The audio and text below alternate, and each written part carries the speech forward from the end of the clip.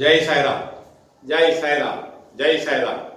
உலகெங்கிலும் இருக்கிற என்னுடைய சாய் சொந்தங்களுக்காக கூட்டு பிரார்த்தனைகளை வெற்றிகரமாக செய்வதற்கு என்னை பெற்ற பெற்றோர்களுடைய வாழ்த்துக்களாலும் நான் வணங்குகின்ற எல்லா தெய்வங்களுடைய பிரதிநிதியாக இருக்கிற நம்முடைய சாய்நாதருடைய வாழ்த்துக்களாலும் உங்களுடைய பேராதரவினாலும் இந்த பிரார்த்தனைகள் வெற்றிகரமாக நிகழ்ந்து கொண்டிருக்கிறது.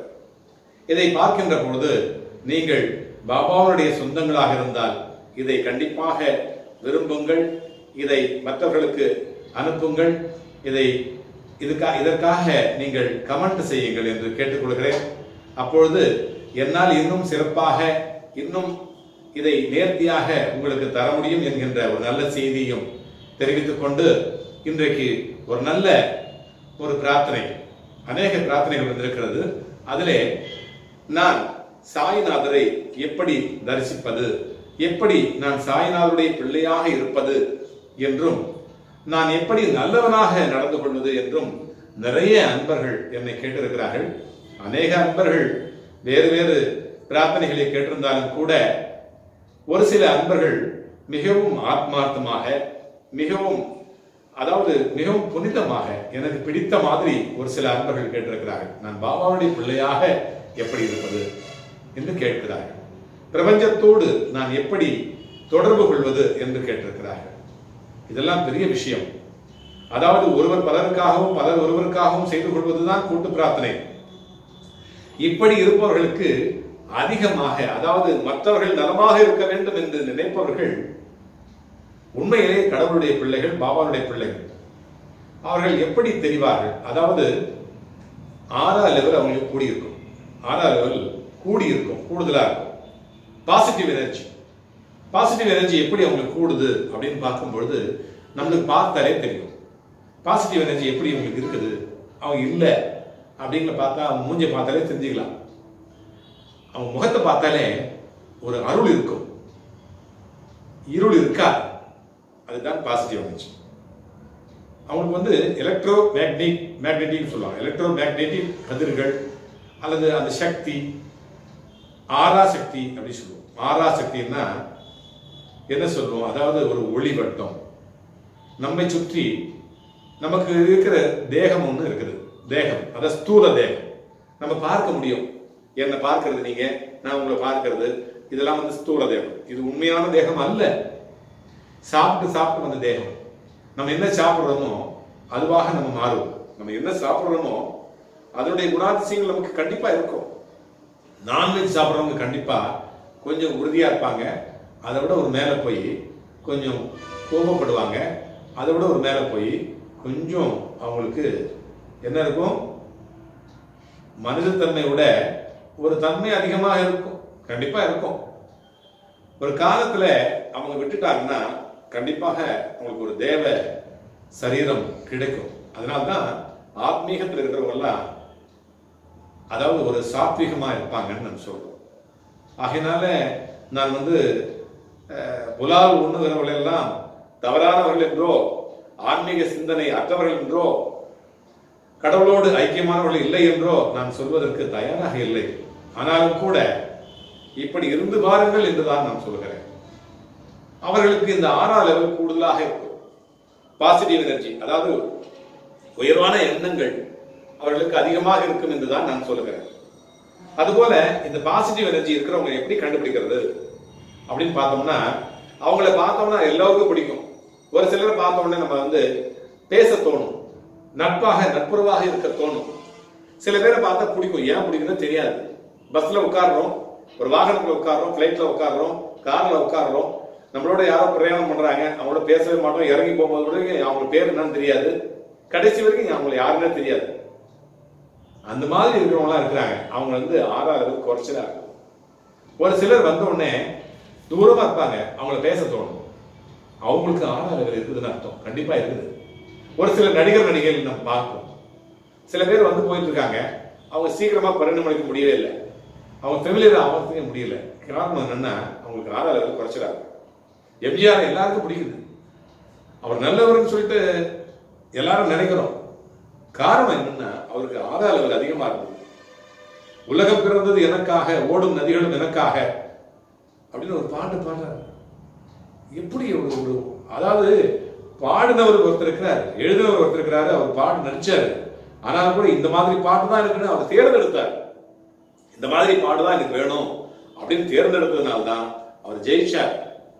அந்த மாதிரி 6ஆவது லெவல் கூடுதலா இருக்கு. அதுக்கு காரணம் என்னன்னா, இப்ப இசிஜி பார்க்கலாம். நம்முடைய உடம்புல மின்காந்த அலைகள் இருக்கிறது. அந்த மின்காந்த அலை தான் அந்த மோட்டரை இயக்குது. இதயம் என்கின்ற அந்த மோட்டாரை, அந்த இயந்திரத்தை இயக்கிறது மின்காந்த அலைகள் தான். டாக்டர்லாம் இசிஜி செக் பண்றாங்க.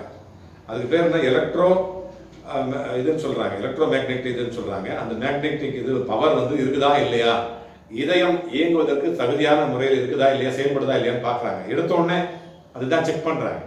அந்த மாதிரி அந்த எலக்ட்ரோ மேக்னெட்டிக் கதிர்கள் நம்மை சுற்றி இருக்குது. அதுதான் 6ஆவது லெவல் சொல்றோம். சில பேருக்கு ஒழுங்காக இருக்கும், சில பேருக்கு ஒழுங்கீனமா இருக்கும். அதுதான் கடவுளுடைய சிலைகளுக்கெல்லாம் பார்த்தோம்னா 6ஆவது லெவல் அதிகமா போட்டிருக்காங்க. அவங்களை சுத்தி 6ஆவது லெவல் அதிகமா போட்டு ஒரு பிரபை மாதிரி ஒரு போட்டு, அந்த பிரபை எங்கெல்லாம் சிலைகள் இருக்குதோ, எங்கெல்லாம் கடவுளுடைய சன்னிதானங்கள் இருக்குதோ அங்கெல்லாம் வந்து 6ஆவது லெவல் இருக்கும். இதை வந்து நமக்கு இல்லாததற்கு காரணம் என்ன அப்படின்னு பார்க்கும்போது பாபாவுக்கு வந்து அதிகமா இருந்ததுன்னு சொல்லுவாங்க. சச்சரித்திரத்துல படிக்கும்போது பாபாவுடைய 6ஆவது லெவல் கூடுதலா இருந்தது. அவர் எங்கிருந்து பார்த்தாலும் ஒளிவட்டமாக தென்பட்டார். அவருக்கு கடவுளாகவே நாம் காண்கிறோம் அப்படின்னு சொல்லிட்டு அவர் வாழ்ந்த காலத்திலேயே அவரை கடவுளாக கருதினதுக்கு காரணம் என்னன்னா, அவருக்கு 6ஆவது லெவல் கூடுதலாக இருந்தது. அவர் சொன்னது, அவர் செய்தது, அவர் நினைத்தது அனைத்துமே நடந்தது. அவரை அனைவருக்குமே பிடித்தது. காரணம் அவருக்கு 6ஆவது லெவல் கூடுதலாக இருந்தது, அந்த ஒளிவட்டம் கூடுதலாக இருந்தது அப்படின்னு நம்ம கதைகள் கேள்விப்படுறோம். அவரோடு வாழ்ந்தவர்கள் சொல்லியிருக்கிறார்கள். அதுபோல இன்றைக்கு நம்முடைய பாபாவுடைய பிள்ளைகள் நாம் அனைவருமே 6ஆவது லெவல் கூடுதலாக இருப்பதற்கு, கூடுதலாக கிடைப்பதற்கு நாம் என்ன செய்ய வேண்டும்?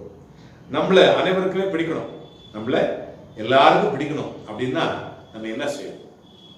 நம்ம முதல்ல மூச்சை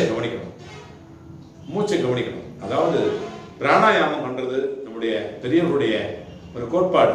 டெய்லி எழுந்தோடனே பிராணாயாமம் பண்ணணும். அது நம்ம யாரும் பண்றதில்லை. சில பேர் பண்ணாலும் கூட ஒரு உப்புக்கு பண்ணிட்டு அதை விட்டுறோம். அதை வந்து நம்ம கவனிக்கணும். முதல்ல என்னுடைய அனுபவத்தில் நான் சொல்றேன், பிராணாயாமம் பண்ணிட்டு காலையில எழுந்து குளிச்சுட்டு சூரிய உதயத்திற்கு முன்பாக, அதாவது சூரியனுடைய தீட்சிண்யம் தெரியக்கூடாது. சூரிய உதய நாளிகைன்னு சொல்லிட்டு நம்ம போட்டிருப்போம், காலண்டரை போட்டிருப்பாங்க. அதை யாரும் கவனிக்க முடியாது. அவ்வளவு சீக்கிரமா அவ்வளவு துல்லியமாலாம் நம்மளால கடைபிடிக்க முடியாது. இருந்தாலும் கூட நம்முடைய 6ஆவது லெவல் கூடுதலா இருக்கணும் அப்படின்னா நம்மளை எல்லாருக்கும் பிடிக்கணும், நமக்கு வாக்கு சுத்தி வேணும், நம்முடைய வாக்கு பலிக்கணும், நம்முடைய எண்ணம் நிறைவேறணும், நம்முடைய வாழ்க்கை முன்னேறணும், நம்முடைய உடல் தேகம் சுத்தமாக இருக்கணும், நம்முடைய ஆன்ம தேகம் சுத்தமாக இருக்கணும், நம்முடன் பழகுகிறவர்கள், நம்முடைய குடும்பம் அனைவருமே ஒற்றுமையாக ஒழுங்காக நம்முடைய வாழ்க்கை பயணம் நலமாக இருக்க வேண்டும், நாம் எண்ணியதெல்லாம் ஈடேறணும் அப்படின்னு நினைக்கிறவங்க எல்லாருமே நான் சொல்றதை தயவு செய்து கேளுங்க. கண்டிப்பா கேளுங்க, இது சத்தியமா நடக்கும். என்னுடைய வாழ்க்கையில் நடக்கிறது. அதாவது காலையில் எழுந்து குளிச்சுட்டு சூரிய உதயத்திற்கு முன்பாக சூரியனை போய் மொட்டை மாடியில போய் நின்று பாருங்க. நீங்க பாக்குறீங்க, நீங்க கும்பிடுறீங்க, நீங்க வந்து சூரிய நமஸ்காரம் பண்றீங்க, நீங்க வந்து காயத்ரி சொல்றீங்க, அது யாராவது பாத்திர போறாங்க, நம்ம சின்ன வயசா இருக்கிறதே, நம்ம வந்து நல்ல ஸ்டேட்டஸ்ல இருக்கிறதே, நம்ம யாராவது இதை வந்து பார்க்கும் பொழுது நம்மளை வந்து ஒரு மாதிரி நினைப்பாங்களே அப்படின்னு நினைக்கவே வேண்டாம்.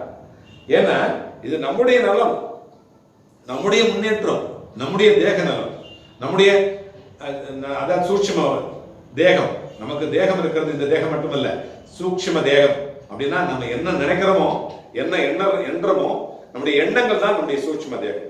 நம்முடைய எண்ணங்கள் தான், நம்முடைய மின்காந்த அலைகள் தான் நம்முடைய எண்ணங்களாக மாறுகிறது, பரிணமிக்கிறது.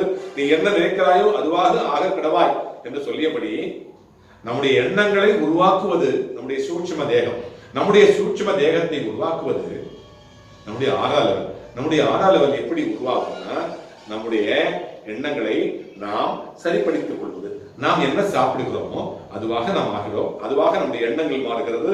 நம்முடைய எண்ணம் எதுவாக இருக்கிறதோ அதுவாக நம்முடைய செயல் மாறுகிறது.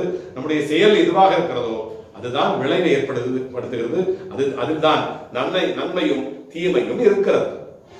ஆகவே நம்முடைய 6ஆம் லெவலை எப்படி கூட்டுவது அப்படின்னும் பொழுது காலையில நம்ம எழுந்து போயிட்டு சூரியனுடைய உதய நாழிகைக்கு உள்ளாக அவருடைய தீட்சண்யம் எப்பொழுது ஏற்படுகிறதோ, எப்பொழுது ஏற்பட போகிறதோ அதற்கு முன்பாக சூரியனை நாம் பார்த்தோமானால் மந்திரம் தெரிகிறதோ இல்லையோ அதை பற்றி கூட நமக்கு கவலை இல்லை. காயத்ரி மந்திரம் தெரியுதோ இல்லையோ அதை பத்தி கவலை இல்லை. சில பேருக்கு அது தெரிவதில்லை. இருந்தாலும் கூட இப்பொழுது சொல்கிறேன், ஓம் பூர்புவஸ்வஹ தத்சவிதுர்வர்ண்யம் பர்கோ தேவஸ்ய தீமஹி தியோ யோன பிரசோதயாது. இது எல்லாத்துலயும் கிடைக்கும். நீங்க பார்த்து தெரிஞ்சுக்கீங்க, இதை மனப்பாடம் பண்ணிக்கீங்க. இதுக்கு நிறைய அர்த்தம் இருக்குது. அந்த அர்த்தத்தை இன்னொரு பதிவில் நம்ம பார்க்கலாம். இருந்தாலும் கூட இந்த மந்திரத்தை சொல்லி, அல்லது உங்களுக்கு எந்த மந்திரம் தெரியுமோ, எந்த தெய்வம் தெரியுமோ, எந்த தமிழோ ஆங்கிலமோ எதுவாக இருந்தாலும் பரவாயில்லை, அந்த மந்திரத்தை சொல்லியோ சொல்லிக்கொண்டோ அல்லது உங்களுடைய நலனை உங்களுக்கு தேவைகளை சொல்லிக்கொண்டோ, சூரியனே நான் உன்னை பார்க்கிறேன், நீ எனக்கு அனைத்தையும் தா, உன்னுடைய பிள்ளை நான். பகவான் சாய்நாதரே சூரியனுடைய ஒரு பிம்பம் தான். நீ எனக்கு என்ன தேவையோ அதை அறிந்திருக்கிறாய், என்னுடைய தேவைகள் அனைத்தையும் நீ பூர்த்தி செய் என்று சூரியனிடத்திலே நாம் கேட்க வேண்டும். கேட்பது மட்டுமல்ல, எதையும் நினைக்க வேண்டாம். ஒரு நிமிடம் சூரியனை பார்த்தால் அந்த நேரத்தில் சூரிய உதயமாகி அந்த தீட்சண்யம் வருவதற்கு முன்பாக அந்த நாழிகைக்கு நாம் அவரை பார்த்து ஒரு நிமிடம் பார்த்து கொண்டே இருக்க வேண்டும். அந்த சூரியன்ல ஒரு ஒளி வட்டம் தெரியும், ஒரு ஒரு ஒரு சைக்கிள் தெரியும், ஒரு ரவுண்டு தெரியும். அப்ப நம்ம அவரை பார்க்கலாம். ஒரு கட்டத்தில் அவர் பார்க்கவே முடியாது. அவர் பார்த்தா நம்முடைய கண்ணெல்லாம் போயிடும். அதுக்கு முன்பாக அவரை பார்த்தோம்னா ஒரு ஒளிவட்டம் தெரியும். அப்படியே தக தக தகன்னு கண்ணு, அது கோல்டு மாதிரி இருக்கும், கோல்டு பிளேட் மாதிரி இருக்கும். அந்த பிளேட்டை சுத்தி ஒரு ஒளிவட்டம் தெரியும். அதை பார்த்துக்கிட்டே இருக்கணும். பார்க்கும் பொழுது டப்புன்னு கண்ண முடிக்கணும், டப்புன்னு கண்ண முடிக்கணும். முடிக்கிற பிறகு பார்த்தீங்கன்னா இயற்கையினுடைய ஒரு பெரிய ஒரு வரப்பிரசாதம். அந்த சூரியன் நமக்குள்ள வந்துருவார். நம்ம கண்ணு மூடினோடனே நம்ம கண்ணுக்குள்ளார ஒரு சூரியன் வந்துருவாரு. அந்த முகமே நமக்கு சூரியனா மாறிடும், ஒளி பிழம்பா நம்முடைய முகம் மாறிடும். அது மட்டுமல்ல, ஒரு நிமிடத்துக்கு பிறகு நம்முடைய உடம்பே ஒளி பிழம்பா மாறிடும். நம்ம உடம்பே ஒளி பிழம்பா மாறிடும். அந்த உடம்பு ஒளி பிழம்பா மாறின பிறகு நாம் வேற, சூரியன் வேற அல்ல. நான் வேறு, சூரியன் வேற அல்ல. நான் அதை உணர்ந்திருக்கிறேன். உணர்ந்தபடினாலே உங்களுக்கு நான் சொல்றேன். கண்டிப்பா நான் நிறைய நேரம் சொல்லணும்னு நினைச்சிருப்பேன். இந்த பதிவுல எனக்கு ஞாபகம் வந்துச்சு, சொல்றேன். இன்னும் நிறைய அதை பத்தி சொல்லணும். நிறைய என்னுடைய அனுபவங்கள் இருக்குது. அந்த அனுபவங்களை நீங்கள் பெற வேண்டும் என்பதற்காக நான் சொல்றேன். இதுல ஒழுக்கம் இருக்கவே, ஒழுக்கம் இல்லாதவன் அப்படிலாம் கிடையாது. தகுதி, வயது, மொழி, ஜாதி, நாடு இதெல்லாம் கிடையவே கிடையாது. சூரியன் எல்லாருக்கும் ஒரே சூரியன் தான். எல்லா ஜாதிக்காரனுக்கும் எல்லா மதக்காரர்களுக்கும் ஒன்றுதான். எல்லாருமே நம்ம சூரிய நமஸ்காரம் பண்ணலாம். இயற்கையோடு ஏந்து வாழக்கூடிய அப்படின்னு நினைக்கிறவங்க எல்லாருமே இதை பண்ணலாம். கண்டிப்பாக அவங்க தேகம் சுத்தமடையும், அவங்களுடைய மனம் சுத்தமடையும், அவங்களுடைய 6ஆம் லெவல் கூடுதலாகும். கண்டிப்பா இதை பத்தி நிறைய பேசணும், நிறைய பதிவுகள் நான் உங்களுக்கு போடணும்னு நினைக்கிறேன். அநேக விஷயங்கள் இப்படி இருக்குது. இயற்கையோடு நாம் ஒன்றக்கூடிய விஷயங்கள் நீங்க செய்துதான் பாருங்களேன். இது கண்டிப்பா ஒரு நிமிஷம் செஞ்சு பாருங்க. அப்புறம் நீங்களே இதை செய்ய ஆரம்பிச்சிருவீங்க. அப்புறம் நீங்க உங்களுக்கு நிறைய தெரிய ஆரம்பிக்கும். ஆகையினால இந்த 6ஆம் லெவல் கூடுதலா கிடைக்கும். 6ஆம் லெவல்ங்கிறது சக்தி லெவல், அதாவது எனர்ஜி, அதாவது இறை சக்தி, உயிர் சக்தி, இப்படி நிறைய சொல்லிட்டே போகலாம் இந்த 6ஆம் லெவலுக்கு. அதனாலதான் கடவுளுக்கு நிறைய 6ஆம் லெவல் அதிகமா இருக்குதுன்னு சொல்லிட்டு கடவுளுடைய பிம்பங்களை வச்சு இந்த 6ஆம் லெவல் நம்ம போட்டோம். அதுதான் பிரபைங்கிறது. அதனால நீங்க எல்லாருமே இதை முயற்சி செய்து பாருங்கள். இந்த முயற்சி திறமையாக்கும். பாபாவுடைய பிள்ளைகளுக்கு இது கிடைக்க வேண்டும் என்கின்ற ஒரு நல்ல ஒரு அபிப்பிராயத்தில நான் இதை போட்டிருக்கிறேன், இந்த பதிவை போட்டிருக்கிறேன். இந்த பதிவை எல்லாருக்கும் அனுப்புங்க. பாபாவுடைய புகழை பாடி நாமும் புகழோடு இருப்போம். பாபாவுக்கு எப்படி 6ஆம் லெவல் கூடுதலா இருந்ததோ அதுல கொஞ்சமாவது நமக்கு கிடைக்கணும். பாபாவுடைய எண்ணங்கள் நமக்கும் கொஞ்சமாவது கிடைக்கணும் அப்படிங்கிற ஒரு நல்ல எண்ணத்தோடு இதை போட்டிருக்கிறேன். உங்கள் அனைவருக்குமே நல்லவைகளே கிட்டும். உங்களுக்கு பாபா தரிசனம் கண்டிப்பா கிடைக்கும்.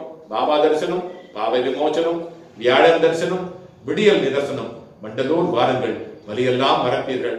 ஜெய் சாய்ராம், ஜெய் சாய்ராம், ஜெய் சாய்ராம்.